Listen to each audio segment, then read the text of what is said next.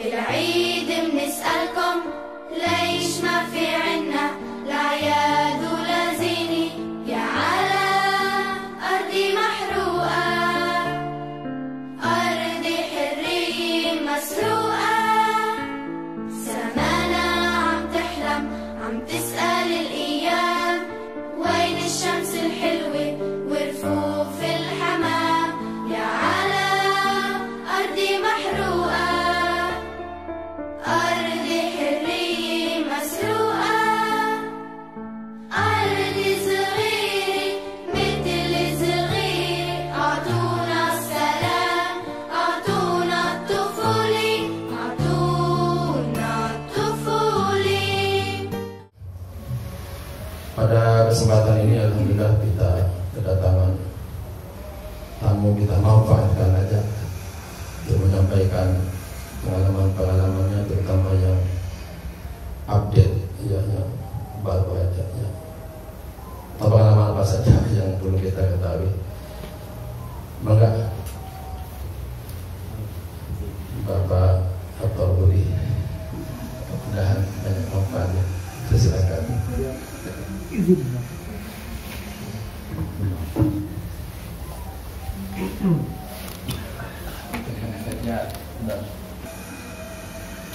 Alhamdulillahilladzi bi ni'matihi tatimmu shalihat.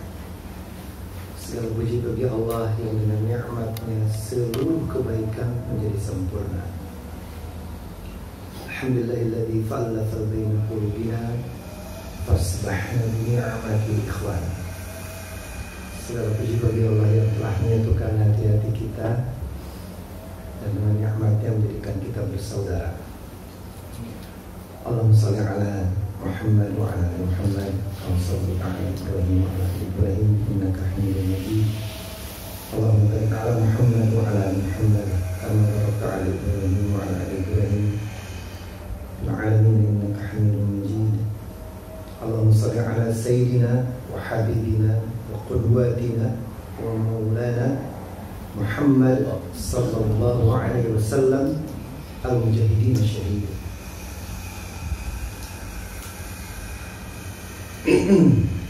Kumaha itu pengen ngomong sepadang lah, abdi langkung lancar ngomong sepadang. Jadi apunten satacana ieu kanggo kasepuhan sadaya bade nganggo basa Padang lah. Saudara saya nu ngartoseun. Di mohon izin tadi disampaikan oleh Mang Udin bahwa ada saya sebenarnya saya yang memohon kepada istri saya, kepada Cik Yayu untuk kalau dimungkinkan ingin berbagi pengalaman ketika mewakili Darut Tauhid Duli atau DT Peduli kira-kira bulan lalu ya, bulan September. Saya teringat ketika Syekh Ismail Haniyeh, pemimpin Hamas, baru saja dibunuh ya oleh Israel di Iran ya pada waktu itu, ketika menghadiri pemakaman Presiden Iran itu yang jatuh dari pesawat, yang diduga keras memang dibunuh oleh Israel, dan beliau pun terbunuh di rumah peristirahatannya di Teheran atau di pinggiran kota Teheran. Jadi pada waktu itu memang saya sudah berencana untuk datang membawa bantuan saudara-saudara kita di Indonesia melalui DT Peduli, bantuan yang akan dimasukkan ke Gaza, Palestina, jadi kira-kira sebelah selatannya Palestina, melalui Jordan. Nah, kami baru tahu setelah guru kami Agim bertemu dengan Dubes Jordan, Pak Ade namanya. Dubes Jordan ini ternyata juga adalah sekaligus dubesnya Palestina. Jadi ketemu Agim di awal tahun lalu, Januari 2023, dan beliau menyampaikan suatu berita yang sangat penting yang belum banyak orang tahu pada waktu itu, bahwa bantuan-bantuan menuju Gaza dan Palestina secara umum hanya bisa masuk melalui Jordan, karena pintu masuk yang di Rafah atau di Rafah yang sisi selatan yang berhubungan dengan Mesir sudah ditutup oleh Israel, dan kemudian pemerintah Mesir tidak dapat berbuat apapun, ya.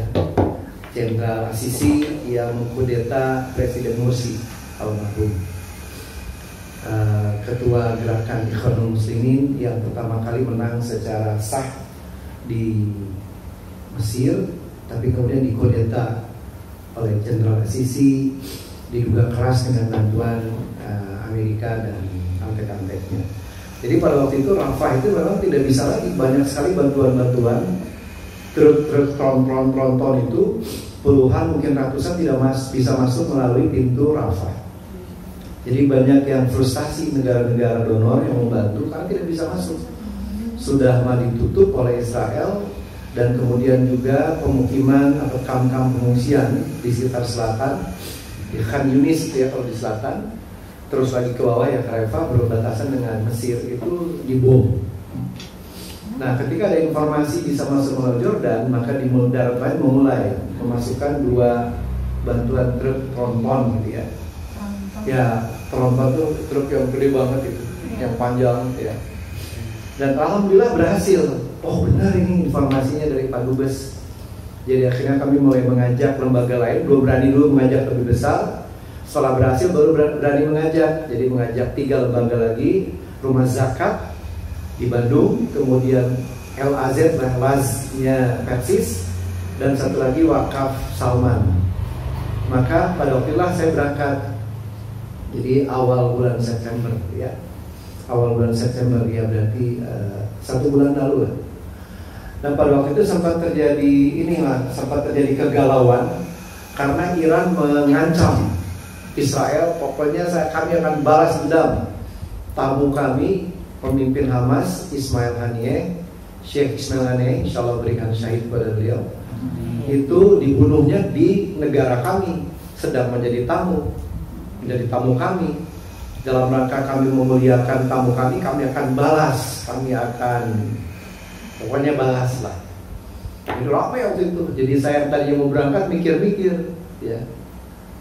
Soalnya saya bukan lelaki sejati, ayah kasihan, borangan. Nah, jadi waktu itu DT Peduli, direkturnya mengatakan, pokoknya terserah Pak Budi bilang nggak berangkat, kita tunda. Tapi kalau Pak Budi bilang berangkat, insya Allah kita berangkat. Nah, cuman sekadar Pak Budi ketahui bahwa masyarakat Gaza sangat membutuhkan makanan. Nah, alhamdulillah lah saya waktu itu diberikan ujung-ujung berani gitu. Bismillah kita berangkatlah kalau gitu kami. Berangkat ke sana melalui Qatar, Doha Qatar, transit di Qatar, dan ternyata banyak keterlambatan pesawat karena Libanon yang duluan menyerang, kalau masih ingat ya. Libanon tuh menyerang duluan. Ternyata juga Houthi Yaman. Nah, Iran nggak nyerang. Karena kalau Libanon, punten ini Bapak Ibu sekalian, apa? Dibayangkan petana. Oke, dibayangkan petana upami ya Palestina sisi kiri ya, berarti barat gitu. Kemudian ada Sungai Jordan, ya di bersebelahan panjang dia nempel dengan Palestina. Di atasnya itu ada Libanon, di bawah Libanon ya di atasnya. Kemudian di kanan sedikit ada Syria. Nah di bawahnya sekali baru atau di agak timur itu ada Iran. Jadi kalau Libanon menyerang Jordan itu tidak melalui Libanon menyerang Palestina, karena di sana itu tidak ada Israel, Bapak Ibu sekalian, adik-adik, anak-anakku sekalian, nggak ada. Mereka bilang Israel itu nggak ada, oh nggak ada Israel, adanya Palestina. Jadi mereka nggak pernah bicara Israel, nggak ada. Israel menumpang di Palestina. Nah makanya saya bicara itu Palestina, maksudnya di dalamnya itu ada negara haram nih ya, laknatullah ada di dalam Palestina. Jadi orang Jordan tuh nggak pernah bilang Palestina, nggak pernah. Oh itu mah negara numpang di situ dan menjajah lagi.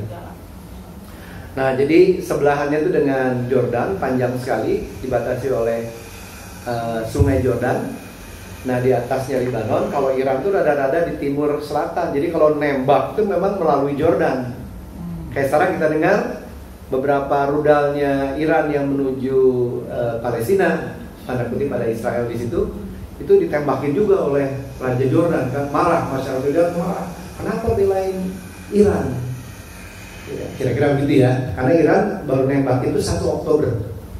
1 Oktober berarti baru 2 minggu yang lalu lah, lebih ya. Sekarang kalau tanggal 19 baru 19 hari yang lalu 1 Oktober. Nembak itu baru 1 Oktober setelah pimpinan Lebanon yang merupakan faksi atau proksinya Iran, temannya Iran, kira-kira gitu, juga dibunuh oleh Israel ya, Hasan Nasrullah namanya. Nah baru tuh marah sekali Iran karena ada salah satu jenderalnya juga yang sedang rapat dengan Hasan Nasrullah di Lebanon ikut wafat. Nah kemudian baru diserang. Nah, jadi waktu itu saya zamannya ketika Iran baru mengancam. Tapi kalau Iran menyerang itu besar sekali karena Iran punya nuklir. Kalau Lebanon nggak punya nuklir. Dan juga tembus kan, kemarin itu ada tembus. Jadi penghalang Iron Dome-nya itu tidak berhasil menghalangi beberapa rudal Iran sehingga masuk terus. Ya sampai dijelaskan itu kalau dilihat dalam video-video di YouTube, memang masuk, dan beberapa banyak yang mati di sana, orang-orang Israel. Jangan bilang meninggal ya, mati di mereka. Nah, jadi cukup menakutkan. Jadi saya terlambat di Doha itu harus menginap, di Qatar harus menginap karena memang banyak pesawat itu tidak bisa sesuai waktu. Nah akhirnya alhamdulillah besoknya berhasil masuk, dan begitu masuk juga tertahan di imigrasi karena kita pakai visa turis, sedangkan kami bawa salah satunya alat bantuan medis dari Wakaf Salman, ultrasonografi 2 dimensi. Ditahanlah sama imigrasi di Jordan, jadi Aman, ibu kota Jordan. Katanya turis, ngapain bawa-bawa ini? Bawa bantuan medis dari mana? Nah alhamdulillahnya kami itu walaupun bisa turis dapat undangan dari kedubes, dari kedutaan besar Indonesia yang ada di Aman. Jadi kita dibantu, akhirnya sama-sama paham dengan mereka.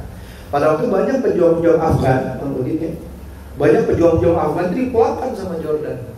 Di sanalah saya baru tahu kalau Masjidil Haram dan Masjid Nabawi itu di bawah pengelolaan raja, ya, siapapun rajanya, Raja Salman yang ex officio istilahnya.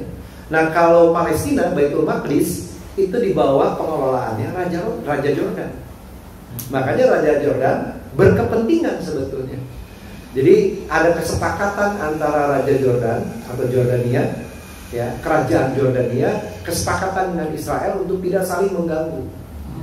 Tidak saling mengganggu karena Israel takut sekali. Kalau misalnya di Mesir, dengan Mesir ada Rafah ya, batas Rafah itu sedikit perbatasannya, tapi kalau dengan Jordan sepanjang itu, dan belum dipagar. Kalau di Rafah itu sudah dipagar sama Israel. Kalau di Jordan mungkin ratusan kilometer itu tidak terpagari. Nah, saya dengar banyak pejuang-pejuang Afgan beberapa lolos, tapi beberapa yang ketahuan imigrasi dipulangin. Jadi alhamdulillahnya akhirnya sampai ke sana, dan barulah saya mulai paham kondisinya. Banyak sekali orang-orang Jordan itu asli dari Palestina, karena memang dulunya sebelum Syams, ya, zamannya Syams yang sering kita dengar di hadis-hadis, dan bahkan Rasulullah SAW pernah bersabda dalam sebuah hadis yang panjang, cukup panjang, mimpinya beliau. Di akhir hadis itu beliau mengatakan,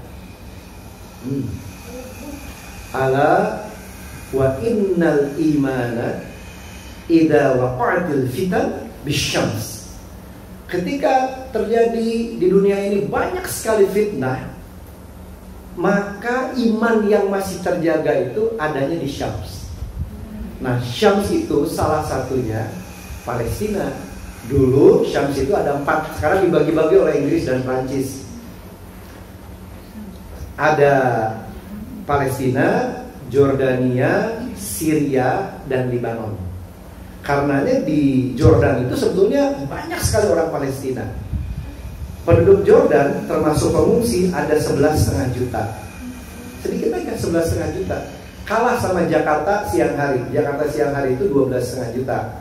Malam hari 10 juta Jakarta. Karena pada pulang ke Botabek, ya, ke Bogor, Depok, Tangerang, Bekasi. Nah, kalah besarnya, Pak. Ini satu negara. Nah, jadi banyak sekali tercampur, banyak orang Palestina ya ada di Jordan juga. Dari 11,5 juta, 2,5 jutanya itu pengungsi Palestina yang terdaftar. Yang tidak terdaftar katanya 2,7 juta. Jadi banyak sekali pengungsi di Jordan itu orang Palestina. Alhamdulillah, selain kami mengirimkan bantuan yang dikawal oleh militer Jordan, jadi tidak diganggu oleh Israel karena ada kesepakatan tadi. Kami pun memberikan bantuan banyak sekali ke kamp-kamp pengungsi yang Palestina yang berada di negara Jordan atau di sekitar kota Aman. Nah, yang menarik, Bapak-bapak kesepuhan sadayana ada di sekalian, anakku sekalian, yang menarik adalah betapa bangganya saya ada di sana karena orang Palestina di sana tuh begitu sayang sama orang Indonesia. Sayang sekali sama orang Indonesia. Jadi mereka tuh begitu hormat, begitu sayang kalau melihat orang Indonesia. Dan orang-orang Palestina saya mengatakan, termasuk mitra lokal LSM di sana, mengatakan yang paling konsisten membantu Palestina, baik itu kamp pengungsian ataupun di Gaza, adalah orang Indonesia. Kita teh negara kaya tapi dikorupsi ya, jadi kesannya miskin padahal kaya gitu teh. Kita pusing kalau ngebantuin yang kesulitan di seluruh dunia, apalagi Muslim, kita selalu bantu.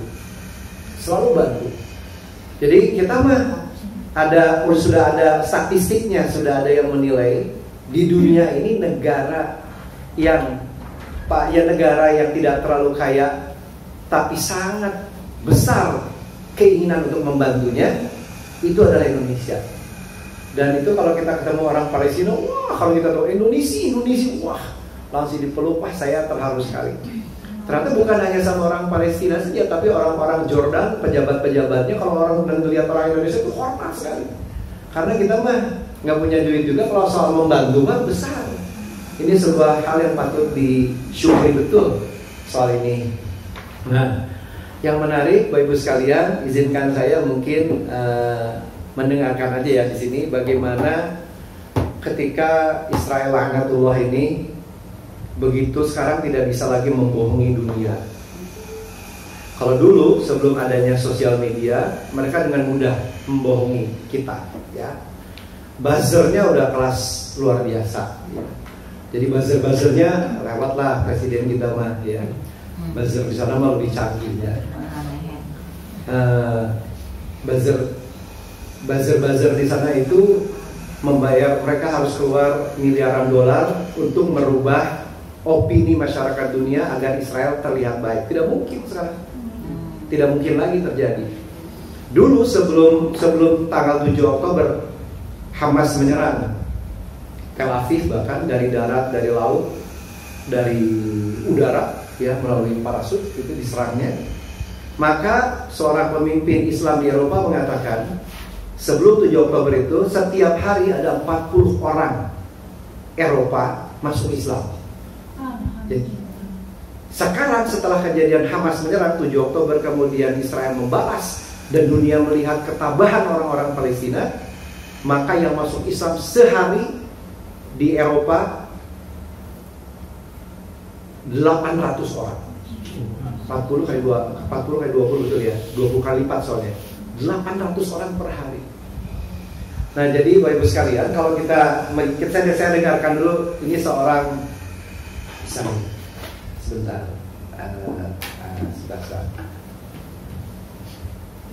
Di sini ada wifi nggak deh? Saya tethering aja. Sebentar. Biar kebayang. Ini adalah cerita seorang anak Palestina. Di sana dokter-dokter cerita, dan ada setelah saya berkunjung ke sana, alhamdulillah kemudian satu keluarga Palestina, nenek, mantu, anaknya dan 3 orang cucunya datang ke Indonesia dan mampir ke Darut Tauhid. Jadi beliau mengkonfirmasi yang kita sering lihat di YouTube ya, ataupun di TikTok. Di sana kan Israel membombardir rumah sakit, ratusan rumah sakit dihancurkan, termasuk rumah sakit Indonesia ya, kurang dari sebulan yang lalu dihancurkan. Alhamdulillah Darut Tauhid punya pabrik air juga akhirnya dihancurkan oleh mereka. Makanya di sana banyak tersebar penyakit hepatitis C karena mereka sudah meminum dari air kotoran, dari air got yang kotor ya. Makanya akhirnya seperti itu. Nah, saya akan dengarkan bagaimana satu anak di Gaza, mungkin suaranya aja ya, tapi mungkin menarik kalau dengar suaranya juga.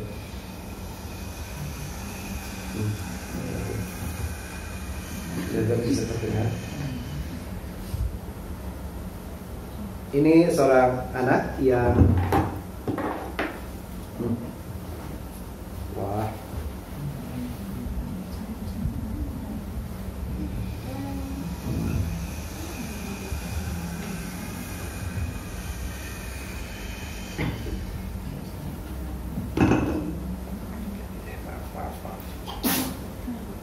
Atau seorang anak yang menahan sakit ketika dioperasi karena tidak ada lagi obat bius, ya, tidak ada anestesi, sehingga nggak dilihat, makanya ini hanya didengarkan suaranya, sehingga obat biusnya adalah bacaan hafalan-hafalan Quran. Semoga bisa didengarkan ini.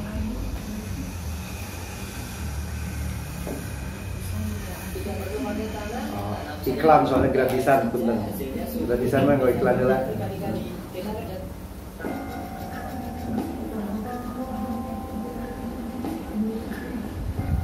Saya percepat saja. Ini ceritanya di ini. Nah ini.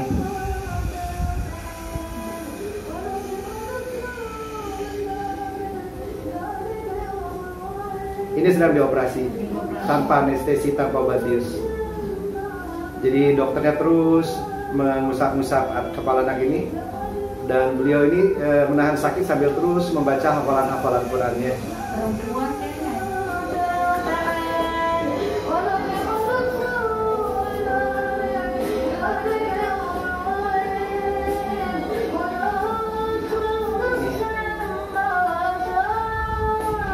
Itu kepalanya kelihatan seperti itu, dan seperti itu. Jadi itu bukti bagaimana anak-anak Gaza itu memang para penghafal Quran. Diceritakan ya begitu, Ustaz Adi Dayat pernah menceritakan buat orang-orang tua di Gaza, secara umum di Palestina, kalau usia 10 tahun belum hafal Quran itu mereka malu, karena rata-ratanya usia 8 sudah hafal Quran. Dan Allah SWT menjadikan penduduk Syam, salah satunya tentu saja di Gaza atau di Palestina ini, memang wanitanya subur-subur.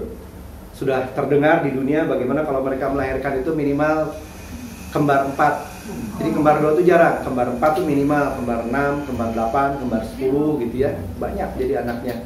Bahkan dalam beberapa kali peperangan, setiap Israel sebelumnya sekarang, setiap Israel membunuhi tentu saja masyarakat Gaza, maka jumlah tingkat kelahiran anak-anak Gaza dan Palestina selalu lebih banyak dari yang Israel bunuh.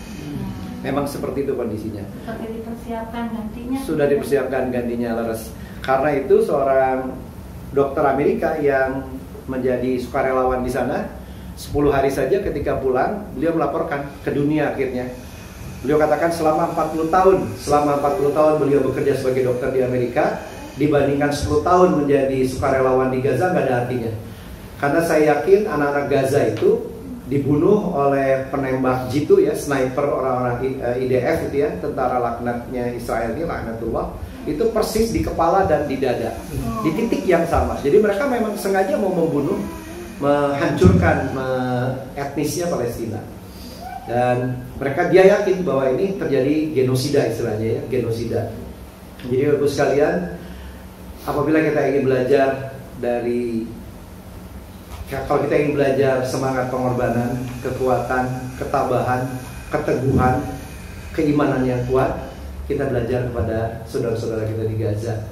Kalau kita ingin belajar dari kepengecutan, kesombongan, kebohongan, keculasan, kita bisa belajar dari orang Israel sekarang. Karena dunia tidak bisa ditipu lagi. Dulu orang semua membenci karena berhasil Israel dengan buzzer-buzzernya itu mengatakan Hamas itu teroris. Sekarang tidak.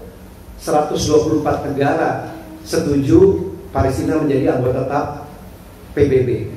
Hanya 14 yang setuju sama Amerika. Itu pun aneh-aneh, negara-negara di Afrika sana. Ya, lain tentu saja Inggris setuju ya. Abstain, ada yang abstain juga ya. Tapi jumlah yang setujunya 124.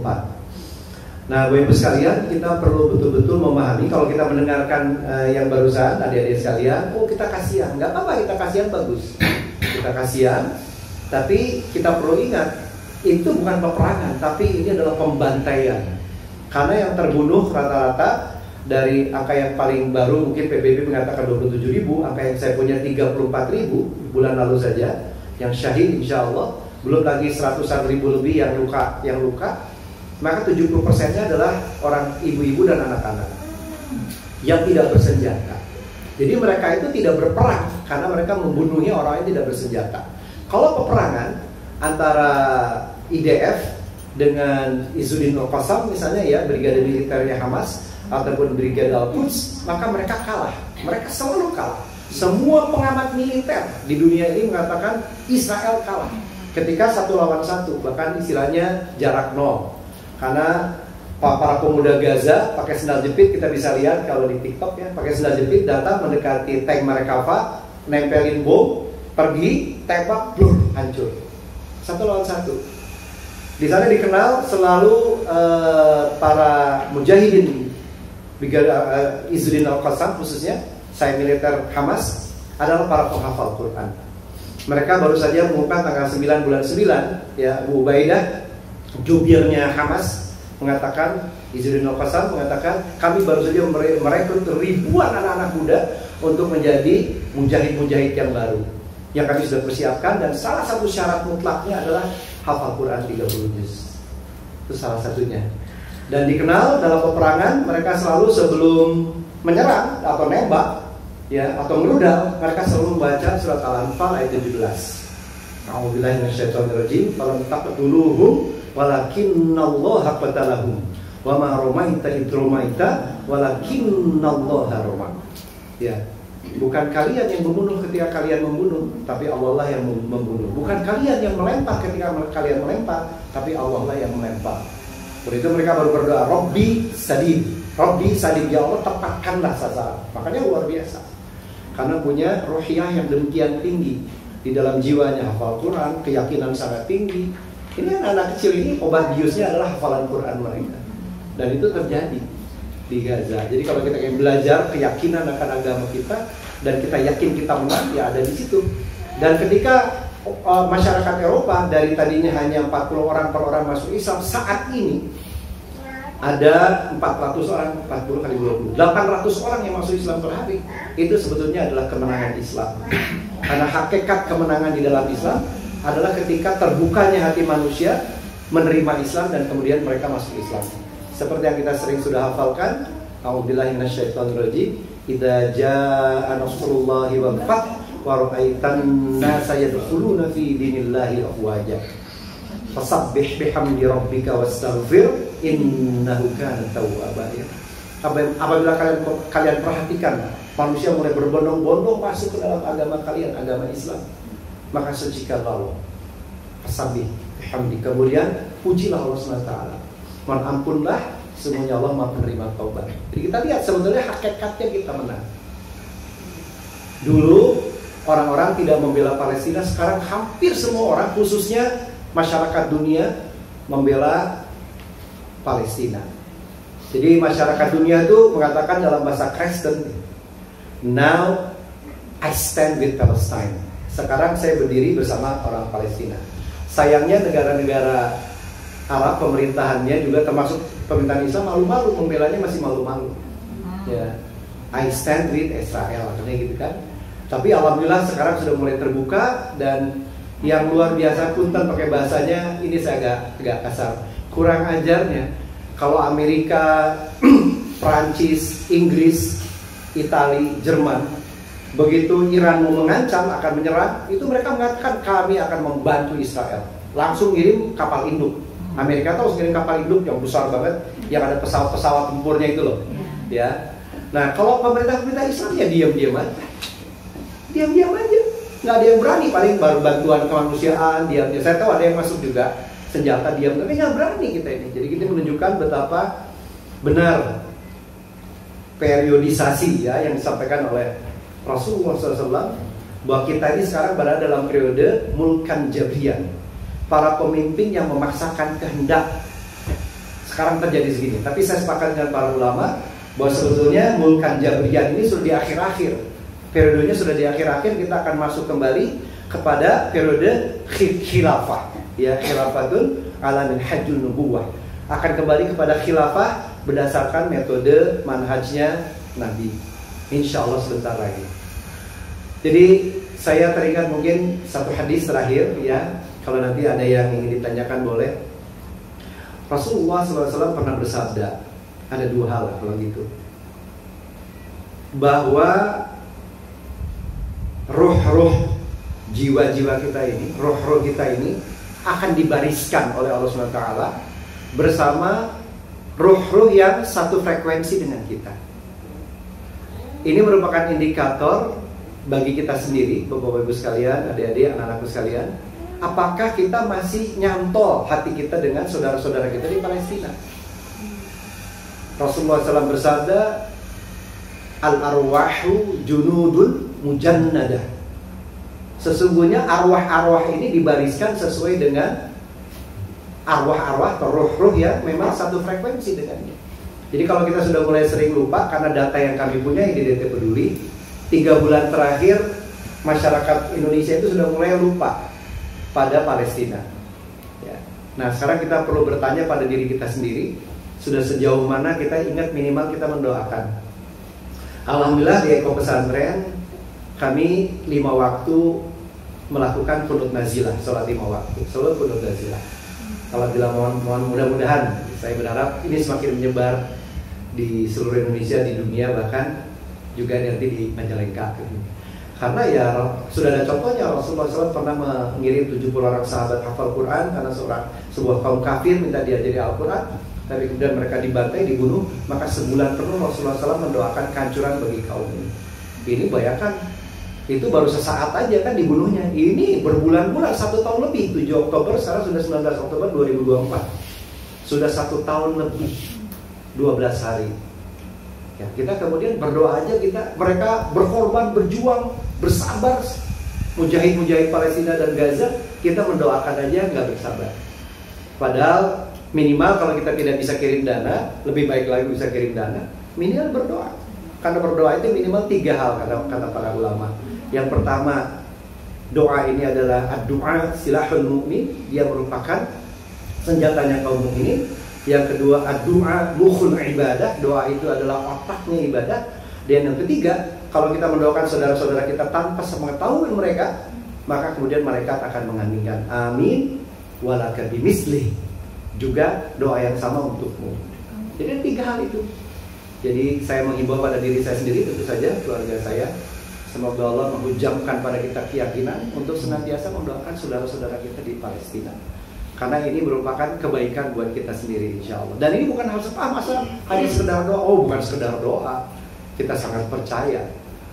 Ya, Rasulullah SAW mengatakan, apabila kalian melihat anak kalian bandel, maka panggil istri kalian, suruh dia bangun malam, ya, kemudian berdoa untuk anaknya. Insya Allah seorang ibu kandung terhadap anaknya, doanya tanpa batas, langsung melesat tepat sasaran, kata Rasul, kepada Allah SWT. Tentu bapaknya juga begitu, tapi hadisnya terkait dengan ibu kandung ya, kepada anaknya. Jadi demikian, mohon maaf tidak bisa lebih banyak, mudah-mudahan. Oh ya, sharing terbaru sebetulnya saya baru dapat kemarin. Israel sempat menutup yang Jordan satu-satunya pintu dibuka itu ditutup tanggal 1 Oktober sampai 15 Oktober, 15 hari. Baru dibuka kemarin 16 Oktober, alhamdulillah. Jadi insya Allah kami akan mengirim lebih banyak lagi bantuan. Kemarin sampai 15 truk, harapannya sampai 20 truk ya. Jadi bila ada yang juga ingin ikutan melalui manapun yang lembaga terpercaya boleh saja. Tentu saja apapun yang terpercaya, yang yakin bisa nyampe boleh. Kalau ingin membantu, dan ini bukan masalah jumlah ya, tapi berapapun yang kita punya semampu kita, insya Allah akan bermanfaat buat saudara-saudara kita. Alhamdulillah saya dan Cuy Yayu baru saja pulang dari Jepang, tugas dari TV, baru 2 pekan lalu ya. Dan alhamdulillah kami juga menyampaikan kisah Palestina ini di masjid paling besar di Jepang, namanya Masjid Istiqlal Osaka, Mio. Alhamdulillah ini sebuah masjid yang dikelola oleh Indonesia, masjidnya paling besar, 5 lantai, besar sekali. Dan walaupun pendanaan fundingnya untuk membangun masjid dari seluruh dunia, tapi paling besar dari Indonesia. Jadi insya Allah mudah-mudahan Mohon doanya semoga ini jadi bagian dari amal soleh kami berdua, dan semoga kebaikan ini mengalir pada anak-anak dan cucu-cucu kita semua. Assalamualaikum warahmatullahi wabarakatuh. Masih boleh kalau ada yang ini pesan? Mungkin kalau ada yang ingin disampaikan, ya saya sama Manggis diberi jatah waktu sampai subuh katanya kita. Oh enggak, sampai jam 8. Sumangga upami aya nu bade di masjid di haturanan. Silakan. Ya, yang bertanya insya Allah hadiahnya umroh ya. Masing-masing kita ketemu di sana bayar masing-masing. Maka silakan terkait dengan Gaza ya. Alhamdulillah tidak ada ya. Maka Mang Udin diserahkan saja kembali. Silakan.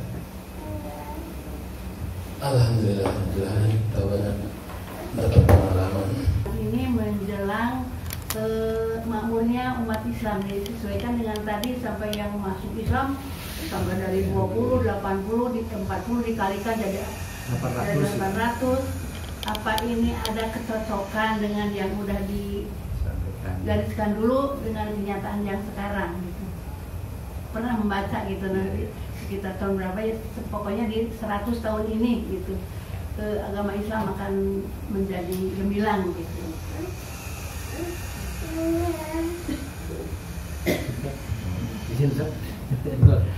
Ya betul, ada beberapa sebenarnya 100 tahun itu yang saya pernah paham. Nanti insya Allah Ustaz bisa memperbaiki, mengkoreksi kalau ada kesalahan. Setiap 100 tahun itu ada mujaddid, ada pembaharu Islam, kira-kira begitu ya. Jadi sudah ada hitung-hitungannya, misalnya tentu saja kalau teman-teman dari saudara-saudara kita dari Ikhwanul Muslimin di Mesir mengatakan salah satunya Imam Hasan Al-Banna, insya Allah berikan kesyahidan pada beliau.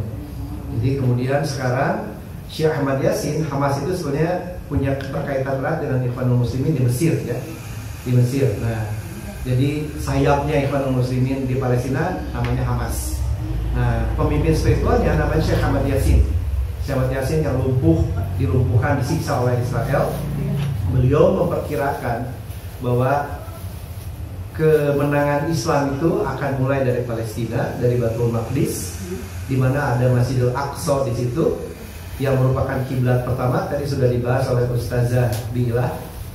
Ya, itu kemenangannya akan terjadi pada tahun perkiraan beliau 2027. Jadi di 100 tahun ini. Di 100 tahun kemudian, ya mungkin miss beberapa 1 tahun 2 tahun, tapi perkiraannya 2027. Ya, semoga saja ini menunjukkan kemenangan yang sudah diperlihatkan dan sudah terlihat.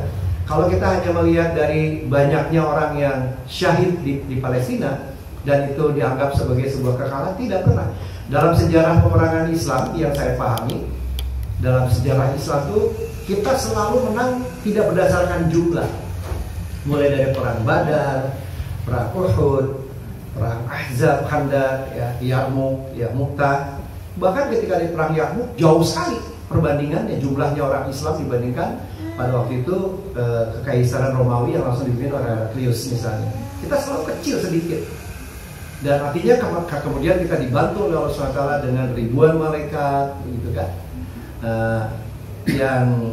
Yang menggunakan tanda, menggunakan tanda. Tapi kita tuh tidak pernah mendasarkan kemenangan itu dari jumlah. Nah, sehingga kalau para ulama mengatakan sebenarnya hakikatnya kita menang. Karena banyak sekali orang Islam yang masuk Islam sekarang melihat keteguhan masyarakat Gaza, ibu-ibu anaknya. Bahkan ada di antara para ustadz di kelompok WA-nya ustadz-ustadz, bukan saya, hanya diceritakan oleh satu ustadz. Beliau mengatakan begini, di Palestina itu jalan tol menuju surga macet saja jalan tol menuju surga. Bukan hanya para pejuang-pejuangnya saja, tapi mulai ibu-ibunya, anak-anaknya, pedagang sayurnya, tukang naona gitunya, sadayana semuanya berlomba-lomba menuju surga. Nah, kalau di jalan-jalan yang di luar Palestina, juga di jalan termasuk di Indonesia, boro-boro jalan tol yang macet, gang-gangnya aja lowong. Kira-kira gitu gambarannya. Di sana mah udah insya Allah pisur surga dahsyat.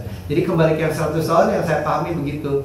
ada seorang pembaru Islam yang termasuk kemudian membela Islam, dan bisa digambarkan oleh beliau kemenangan mulainya dari Baitul Maqdis. Sebetulnya kalau boleh dikaitkan dengan tadi materinya di Ilah, Rasulullah SAW dalam sirah, dalam sejarah, sejak berada di Mekah itu sudah mempersiapkan diri untuk menaklukkan Baitul Maqdis, Al-Aqsa, yang pada waktu itu dikuasai oleh Romawi. Zaman itu sudah mulai. Sejak di Arqam bin Abi Arqam, bahkan ketika Madinah, ketika menjelang wafatnya, beliau sudah mengutus Usamah bin Zaid, ya. Usamah bin Zaid sudah diutus menuju ke arah Syam yang ada Baitul Maqdisnya di dalamnya. Dan keburu wafat, akhirnya pasukan Usamah pulang. Sayyidina Abu Bakar radhiyallahu anhu menjadi khalifah, dan tidak lama kemudian dikirim kembali. Itu satu. Yang kedua, kita sebagai umat Islam punya hubungan yang sangat kuat dengan Masjidil Aqsa karena dia adalah kiblat pertama kita. Tadi bila sampaikan 17 bulan, 16-17 bulan kira-kira kita berkiblatnya pada Masjidil Aqsa sebelum dipindahkan ke Ka'bah di Makkah Al-Mukarramah. Kita jadi sudah punya ikatan. Bahkan ketika Rasulullah SAW berada dalam tahun kesedihan, ketika dengan wafatnya Siti Khadijah, ibunda kita radhiyallahu anha, dan juga paman beliau Abu Thalib, ketika wafatnya maka Allah menghadiahkan dengan Isra dan Mi'raj.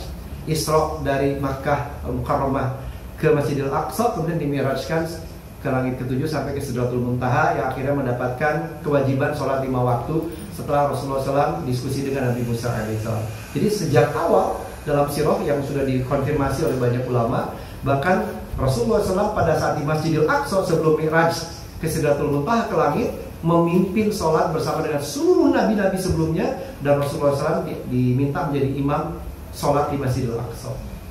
Jadi artinya kita kaitannya dengan Masjidil Aqsa, dengan kiblat tadi yang disampaikan Bila, kita punya ikatan yang sangat kuat.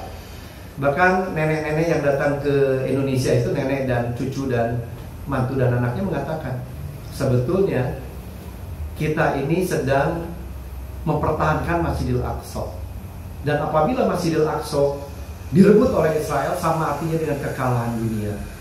Nah, ulama mengatakan sebetulnya kita semua berkewajiban fardu kifayah untuk menjaga Masjidil Aqsa.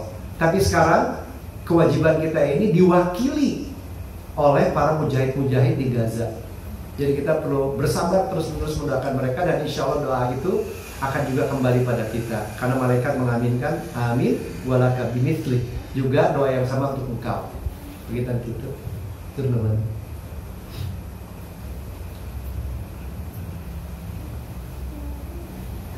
Gitu.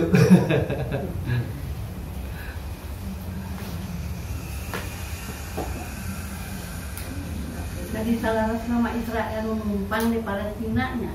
Laras ibu, jangan tahu kabar berarti pada salah nama. Laras. Jangan kabungkur nama Israel itu kan diundang-undang ku Nazi Jerman. Sata akan 1848. Tapi di Jerman dibunuhi Holocaust ya gini. Nazi ku Hitler, Pak, itu pontang-panting mereka di Jerman, khususnya di Jerman dan di Eropa. Nah, yang mau menerima mereka itu dengan senang hati dimuliakan oleh masyarakat Muslim Palestina. Kalau sekarang adik-adik nih, anak-anak googling saja, Google gitu ya, atau tanya Wikipedia, bagaimana sejarahnya Palestina orang Israel, itu diceritakan di Google juga. Israel itu diterima secara baik-baik oleh orang Palestina sebelum tahun 48. Tahun 48 mereka jumlahnya makin banyak, malah menjadi bendegong, malah mengusir orang Palestina. Jadi sejarahnya itu seperti itu sebetulnya. Mereka tuh numpang, mereka tuh menumpang. Dan mereka perangnya itu tidak seperti orang Islam. Kalau orang Islam kan meskipun dalam keadaan peperangan kan ibu-ibu nggak boleh diganggu, anak nggak boleh diganggu. Ini perang teh sakar sorangan. Dan itu menunjukkan kebenaran Al-Quranul Karim, bahwa betapa mereka itu memang bendegong, mereka itu sering bohong, mereka itu memang dikutuk. Faktanya seperti itu. Dan bohongnya sekarang udah mati-matian. Jadi ada yang terakhir itu kan dibom lagi. Jadi mereka mengatakan ya aman ini kampung Khan Yunis di selatannya Gaza, di selatannya Palestina. Jutaan orang ke sana dibom. Anggarnya dibom kan. Jadi mereka memang mau menghancurkan kita. Curang ini ya, Mak. Iya, dengan segala cara mereka melakukan kecurangan ini. Mereka dengan segala cara. Jadi ini bukti yang nyata dari Al-Quranul Karim. Tidak terbayang kalau tiba-tiba ujungnya jadi saroleh, enggak akan. Dan Allah mengatakan dan mereka memang seperti itu. Seperti surat ini juga menunjukkan kemukjizatan Al-Quran. Tabat syada Abi Lahab wa tab, kan Abu Lahab itu sudah dikatakan oleh Allah sifat-sifat kekufurannya dan istrinya ketika beliau masih hidup dengan istrinya. Tapi kan tuh ujung-ujung jadi masuk Islam. Emang gitu ya. Kebayang itu tuh bukti mukjizat Quran, salah satunya kejadian sekarang. Karena itu kalau saya pribadi sering menyampaikan dalam berbagai macam kesempatan, ini sebuah anugerah dari Allah. Ini indikator keimanan kita. Asalkan kita menyantolkan diri kita terus-menerus ke saudara-saudara itu baik sudah. Allah panginten gitu. Wah, atur nuhun. sami-sami. Salam suh. Wahyu pada nabian salah pendaki seorang orang Palestina. Sedikit. Oh, boleh. Pada nggak mau main atau pada gordes, gorong desa juga. Jadi saya ini yang bahasa Indonesia aja kan dijelaskan. Aku juga pasangan Jadi pas ada satu keluarga, jadi si ibu yang tadi diceritakan Abu itu, yaitu 20 tahun dia menabung di Palestina dari mulai dia bekerja sampai bercita-cita kalau sudah pensiun itu punya rumah 2, dan itu hancur, betul-betul hancur sampai tidak dikenal. Jadi udah nggak bisa kenal rumah kita yang mana tuh saking hancurnya. Rata gitu. Terus dia bilang, bahkan ceritanya kayak santai gitu. Dia katakan walaupun Israel itu menyerang mereka, membunuh gitu, tapi Palestina itu tidak mati. Mereka itu Palestina terus hidup, menghidupkan, mungkin bahasa ininya saya lupa, intinya sih jadi mereka itu tetap terus menjaga anak-anak Palestina itu supaya tetap dekat dengan Al-Quran. Jadi walaupun secara perang itu mereka seperti kalah gitu ya, tetapi mereka terus menjaga anak-anak itu untuk tetap menghafal Quran. Sebenarnya dulu juga pernah Darut Tauhid mengundang salah satu anak muda, namanya itu Barang Masuk, yang mungkin kalau ada di YouTube dia suka ngisi nasi, terus dia menghafal Quran. Dia cerita waktu itu saya tanya juga karena dia bisa bahasa Inggris jadi bisa langsung nanya. Terus saya tanya bagaimana ibu-ibu di Palestina itu dengan konflik, gimana mereka mendidik anak-anaknya. Dia bilang di kami itu usia 14 tahun itu untuk urusan agama udah selesai. Kenapa? Karena tidak dijamin usia mereka itu panjang. Bisa jadi pergi pagi, karena mereka suka bawa batu gitu ya, melemparin Israel. Dan itu mungkin beliau diundang tuh 2 tahun sebelum pandemi ya. Misalnya 20 tahun menghafal Quran. Dia lagi ambil sekolah bisnis kalau tidak salah waktu itu, dan alhamdulillah gitu melalui DT Peduli dia diundang. Jadi dia bilang 14 tahun itu untuk urusan agama anak-anak itu udah selesai gitu. Karena tadi mempersiapkan kalau anak-anak itu usianya tidak panjang gitu. Nah si ibu yang tadi yang diundang, yang dia kemudian itu bisa masuk ke Jordan, ngungsi gitu ya, mungkin baru 3 bulanan katanya waktu itu pas mereka diundang DT Peduli. Ibu dari 2 anak ini, kalau yang ceritakan neneknya dia, mantunya itu dia cerita kalau sudah ada waktu dia masih di Palestina, kalau misalnya ada dentuman gitu, ada suara pesawat atau apa, anak-anaknya main di luar tuh mereka keluar. Dia katakan kalau kami inginnya kalau anak-anak itu syahid, kami syahid bersama mereka gitu. Jadi mereka nggak mau anak-anaknya yang syahid, mereka ketinggalan gitu. Jadi kalau sudah dengan anak itu mereka cari anaknya ada di mana gitu, masya Allah. Jadi mungkin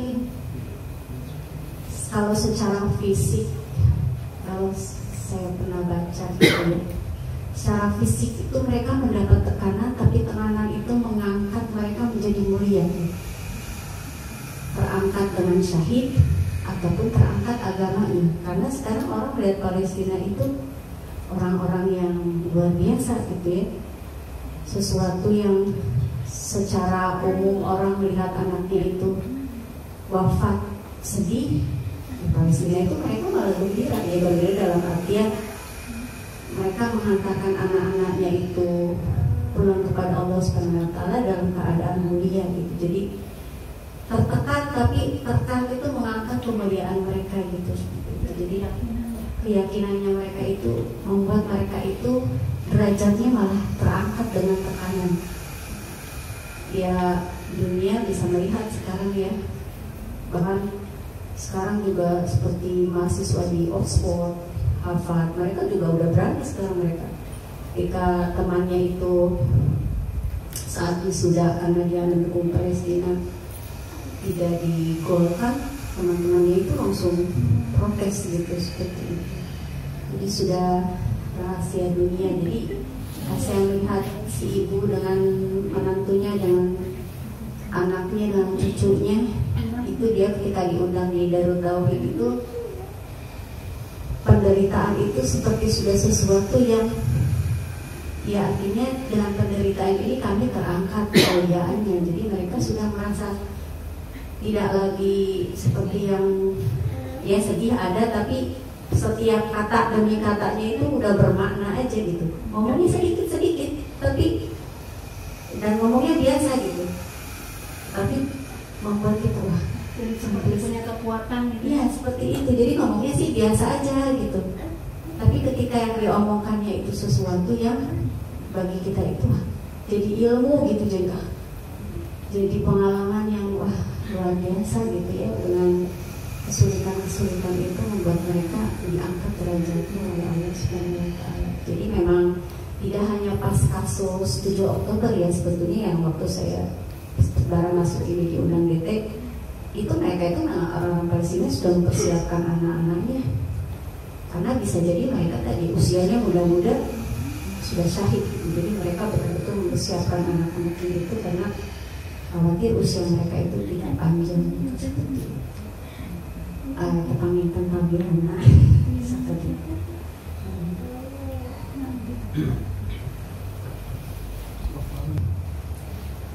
Mogi pengalaman-pengalaman yang dirugikan mungkin meningkat juga keyakinan keimanan. Mungkin ada ratusan orang ke sesama muslim seperti sebuah riwayat disebut man yahtam biar muslim pada saminhum, siapa yang tidak peduli dengan urusan muslim yang bukan dari mereka. Mudah-mudahan kita tidak termasuk ini, tapi termasuk yang ada perhatian ke mereka, baik materi, doa, atau apapun yang diperlukan oleh mereka untuk memperkuat tentang memperkuat kesabaran mereka. Dalam Quran juga di beberapa ayat tentang perang yang memancing datangnya pertolongan Allah itu hanya kesabaran. Sabar artinya tetap baik dalam kondisi yang tidak diinginkan. Sebab kita termasuk bagian dari mereka, walaupun kita dalam perhatian dalam doa atau perhatian dalam apapun, semoga juga tercatat bagian dari barisan mereka nanti. Walaupun barisan mungkin paling belakang, tapi mudah-mudahan ada di barisan mereka. Allahumma shalli ala sayyidina Muhammad wa ala ali sayyidina Muhammad. Allahumma ansur juyushal muslimin khususan di Palestin. Allahumma ansur juyushal muslimin khususan di Palestin. Allahumma ansur juyushal muslimin khususan di Palestin. Allahumma shalli ala sayyidina Muhammad wa ala ali sayyidina Muhammad. Allahumma ansur ilman nafi'an wa rizqan thayyiban wa amalan mutaqabbala. Allahumma inna sabura, Allahumma sabura, Allahumma صبورا وجعلنا شكورا وجعلنا في عين الصغيرة في عين الصغيرة. اللهم أعنا في دفاعنا وجهادنا وأعنا على ذكرك وشكرك وحسن عبادتك. ربنا آتنا في الدنيا حسنة وفي الآخرة حسنة وقنا عذاب النار. لا حول ولا قوة إلا بالله العلي العظيم. صلى الله على سيدنا محمد وعلى آل سيدنا محمد. Wa akhiru da'wana alhamdulillahi rabbil alamin. Subhanallah bihamdika asyhadu an la ilaha illa anta astaghfiruka wa atubu ilaik. Assalamualaikum warahmatullahi wabarakatuh.